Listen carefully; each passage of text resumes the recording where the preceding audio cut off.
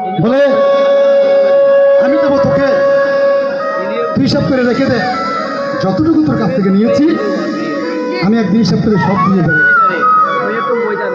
আমার মহাপ্রভু চলে গেলেন।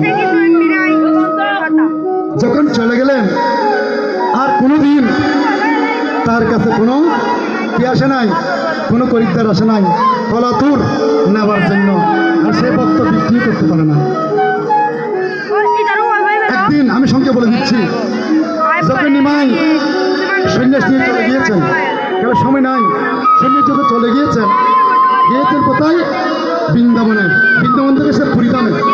যখন পুরীধামে এসেছেন সবাইকে, নবদ্বীপের যত ভক্ত রয়েছেন সবাইকে খবর দিয়েছেন, দেখবেন একটা মহারাজা দেখে না আসে, আমরা কি করি? প্রসাদ নিয়ে যাই, বাবা আমার টানো, বাবা আমার টানো। এখন দরগা দিয়ে মহাপ্রভু খবর দিয়েছে, নবদ্বীপের যত আছেন আমার জন্য যা রান্না করে একটু প্রসাদ নিয়ে আসে। আমি দু একদিন পুরীধাম